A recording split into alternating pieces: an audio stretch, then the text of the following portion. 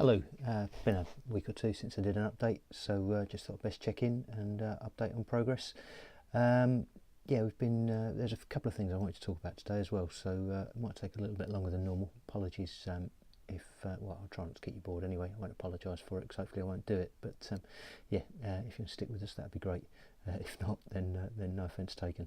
Yeah, just a couple of small things. First of all, I've sort of had a few comments in the past about the volume on my videos.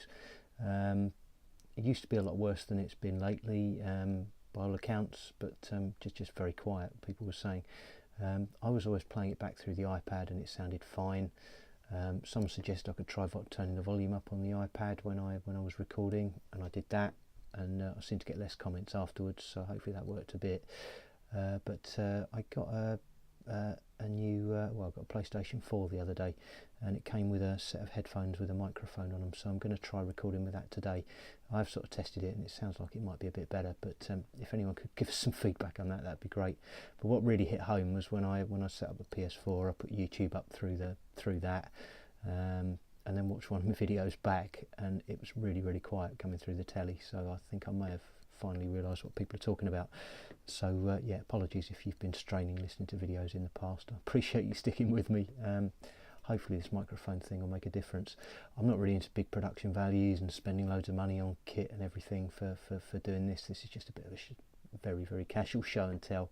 But as I say, I picked this setup. It came free with the PlayStation, so fingers crossed it will help, and might solve things for a couple of people.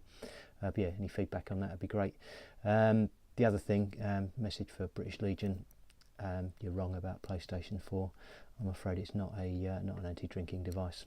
It doesn't work at all. Perfectly possible to drink and play video games at the same time. What I have found it to be is an anti-painting device, which is a bit of a shame. But yeah, I blitzed on it for a week or so, and I've sort of drifted back to the painting now.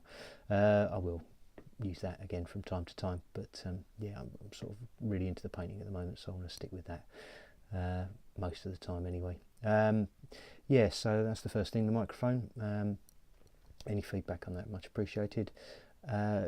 Also, so far with this channel, I've just put up wargaming videos, figures, that kind of thing. Nothing fancy, but hopefully it's what people enjoy. It's what I enjoy watching anyway.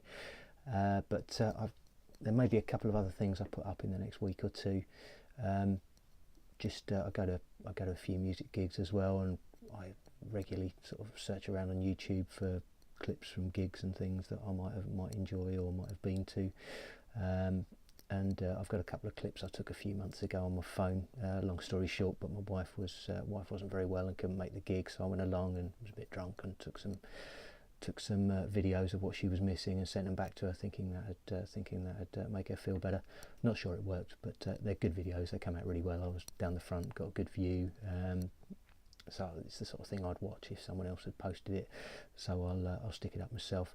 Don't feel you have to watch it. It's not something I'm going to do loads of, but it's just something that I want to just put up on the internet, because there will be people out there that'll appreciate it. As I say, it's the sort of thing I look up for all the time. A particular artist, most of you probably won't have heard of him.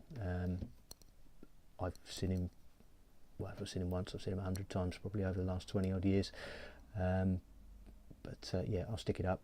If you want to watch it, great, feel free. You know, one or two of you might even like him, and you might pick up some new fans along the way, but don't feel you have to. I shan't be offended if you don't. That was the second thing. And yeah, now on to the more usual sort of stuff really. This is the next unit in the AWI project. This is the 64th Staffordshire, 64th foot 2nd Staffordshire apparently, according to my Perry's guide, with black facings. I just wanted to, so I'm doing various different units with different colour facings or areas where I'm affiliated to, and I fancy doing black facings, so this unit got the nod. Another unit of Warlord Games figures.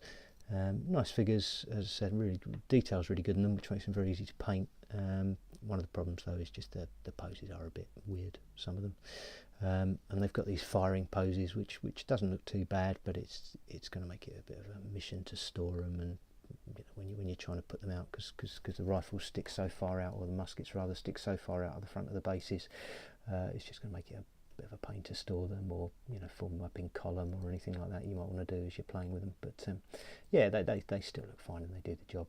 So I picked up that Liberty or Death box set very cheap, so I can't really argue. So yeah, this is, I was doing 20-man units, and I decided in the end I'd cut down to 16s, so this is just a 16-man unit.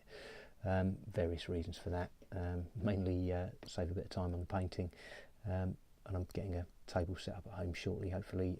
It's only going to be 6x4, so it's quite a small table, so I want to have my units with a relatively small footprint if I can. That's the theory.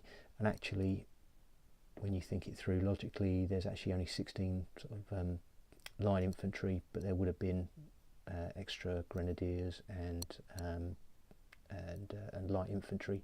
So what I'll do for each line unit that I paint up, I'll paint a base of 4 grenadiers and 4 light infantry as well, which I can then, as they would have fought historically, if I understand things correctly, I can then sort of separate them off and form separate light and grenadier units of 16 men as well. That's the theory. So yeah, I think it kind of works. As I say, yeah, keeping the footprint down and the painting time down is well worth doing as far as I'm concerned.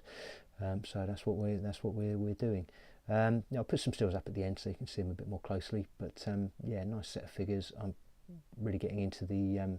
So I've got the really effectively stolen Leon's painting technique that he's done a couple of tutorials on. Getting the base coats on, big wash, dark tone, and then highlighting up with a sort of lighter colour above, and it seems to come out pretty well.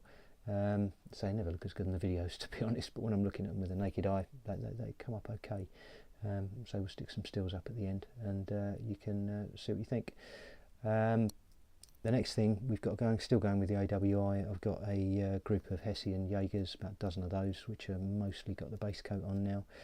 Then we'll be washing and highlighting a couple of guns that that I'm going to paint up, and I also built some of the Woodland Indians last night. There's only 8 of them in the box, but they're quite a bit different, so I'll have a paint of those probably next as well. And then I've got a load of Hessians that I'm in the middle of building. Very kindly, I don't think I mentioned it previously, but Lee Hughes kindly sent me a box of the Warlord Hessian infantry because he saw what I was doing.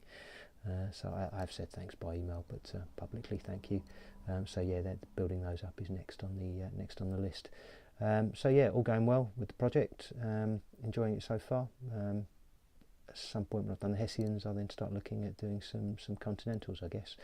I've got a bit more reading to do around those because I don't know too much about them yet, but yeah, that's something to work on. There's one question. I know I'll keep doing this, Eric, mainly. Eric, I'm really sorry, but yeah, if you know anything about Hessians, that would be interesting. I'm looking through the box, and we've got Grenadiers, Fusiliers, and Musketeers. Just curious as to what the difference is between Fusiliers and Musketeers. Really, I've been sort of trying to read around. I can't really find very much about it. Just curious if there's a huge difference. From what I'm reading, the Guard, or the Grenadiers rather, works in much the same way as the British, i.e. they sort of that they were part of another unit, but they filtered off and fought in separate Grenadier units. But I did find details of one unit, I think, that was unusual, that was particularly all Grenadiers, so I might just do that, and then a unit of sort of Fusiliers or Musketeers alongside. But if you can tell me if there's anything that sounds ridiculously wrong about what I'm proposing there, Eric, that would be much appreciated. And also, yeah, if you know anything about the difference between Fusiliers and Musketeers, just curious, really. Probably do the Fusiliers because the helmets are a little bit different. I'm going to end up doing a lot of units in tricorns, so go for something a little bit different, I think. Yeah, so that's it as far as my stuff's concerned.